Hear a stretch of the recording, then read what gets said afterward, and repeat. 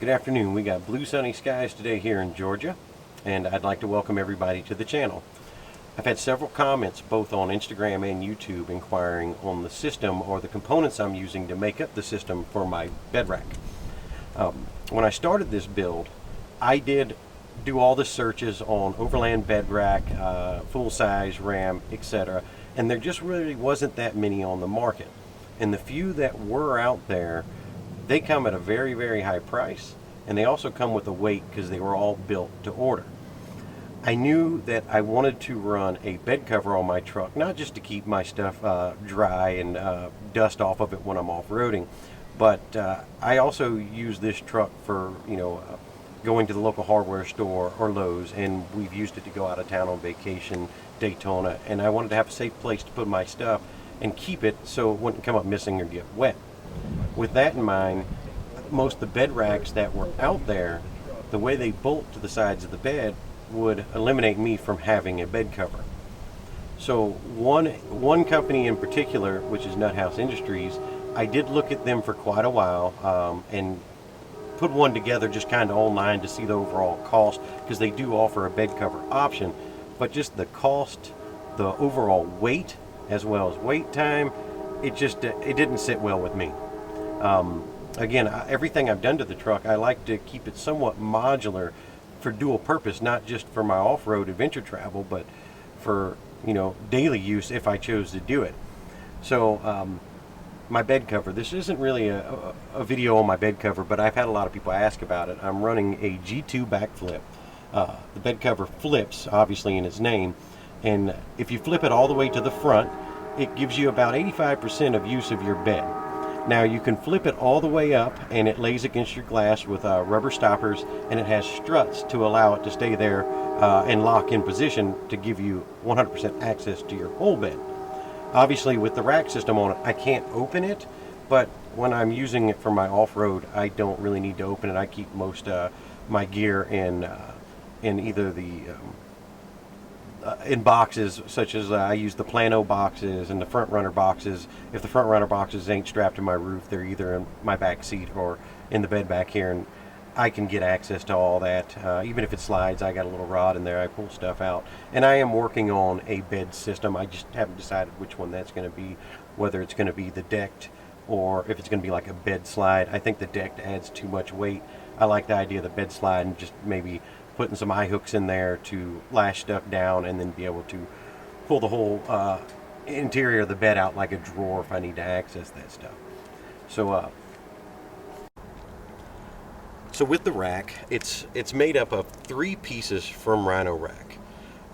The long track along the sides of the bed is one of their roof tracks, kind of designed for like an SUV that doesn't already have a roof rack system.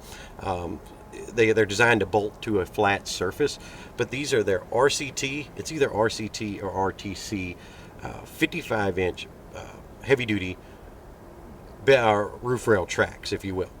I am using Rhino-Rack's heavy-duty leg set. They make 2 different sets, a low profile and a standard. I'm running the low profile. They measure at about 3.5 inches, 3 3/4 inches, something like that. And then I am also running Rhino-Rack's heavy-duty rails that go across the top. They are 71 inches.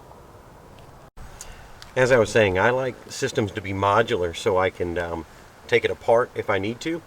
And with this setup, it allows me to do multiple things here. If I wanted just to remove the tent, I can simply unbolt it from its brackets and lift it right off the bars. In the event I needed to utilize my bed, I could actually loosen the 2 screws on the base mount of the legs and slide the rear bar forward if need be. If I need to access the entire bed, I can remove both sets of bars altogether. Or if I wanted to use the whole bed and take the tent and the bars off together, I can leave the tent attached to the bars and just remove the 2 screws out of each of the legs and remove it all as a whole, allowing me access to my whole bed if I needed to use it. The cool thing with Rhino-Rack products is they make endless options to it for attachments. I mean, they make kayak attachments, bike attachments. You could attach a Pioneer platform like I use on my roof to these bars. I mean, again, the possibilities are endless for further adding stuff to it if that's what you wanted to do. I've had several people ask me about how much weight will it support. Unfortunately, I don't have that information in front of me. I could probably find it, and if that's something you really want to know and don't want to look up yourself, just leave me a comment and I'll be glad to provide you with the information. But if it ever come down to the point that I was worried about the weight capacity, I could simply add 2 more bars to this. I could add 2 more bars and a platform to this just to be able to hold additional weight.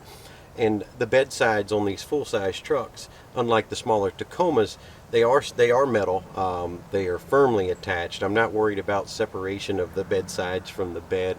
And if it did come down to something like that, I would just put a set of bed brackets in, like you see a lot of people doing with the Tacomas that are running a bed rack system. I do like the simplicity of this, not just the fact that it's modular, but another key thing for me when attaching the rooftop tent was trying to keep it low behind the cab. Anybody that runs a rooftop tent or is thinking about it, it acts as a parachute when it's above your vehicle. It'll obviously lower your MPGs, catching the wind. Then you also have to worry about, if you are off-road, sticks and limbs and stuff, damaging it and puncturing through the weather cover. By keeping it low behind my cab, I obviously don't lose any miles per gallon. I'm keeping it out of the way from anything from hitting it. It's easy accessible. I'm not finding myself having to climb up on the vehicle just to take the rain cover or the weather cover off to deploy it. So just a couple factors that I wanted to think about when I did this. As you can see here, this high lift, or what I'm using, is actually a farm jack. I hate to drop the name high lift. I think they're all the same equivalent no matter which one you buy. But this high lift mount system that I got on here, it's just an eBay one. What's pretty cool is these are billet, and they have this hook and loop, and they got, I think they also have in the kit, you can get it where it's squared off at the bottom and that kind of thing. But this is just another example of how you can attach additional things to this rack. And you know, if I really wanted to get more and attach traction boards or something else, I could just buy another Pioneer platform, and they actually make the kit to bolt it to the heavy duty bars that I'm using. So this gives you a couple ideas. This kit can probably be put on just about any truck. The rails or the tracks mount with, I believe it was 7 bolts that are actually through the side of my bed with large washers. It ain't going anywhere. I've had this tent attached to it. I've had my whole family in this tent. I've put wood on here, all kinds of stuff, and they don't move once you tighten them down there in place. I've taken this thing off-road and shook the mess out of it, and there's been no movement, everything else. However, I do recommend always pre-trip and post-trip your equipment. After any hardcore off-roading that I've done, I do go back and check everything to make sure nothing is moving.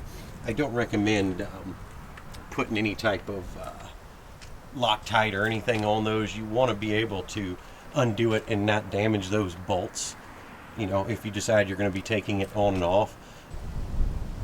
So if you have any questions about you know, how I went about mounting the rails or whatever, please feel free to drop a comment. I'll be glad to do my best to explain. It's pretty self-explanatory when you buy them. I use the same method they use when mounting them to a roof. It comes with those directions. But again, I noticed increase in subscribers. I appreciate it, and thank you to all the new subscribers. If you like what you see, just drop a comment or give me a thumbs up or give me a follow. I appreciate it both on YouTube and Instagram. Hit that like button and subscribe to the channel. Follow us on Instagram at Southbound Expedition.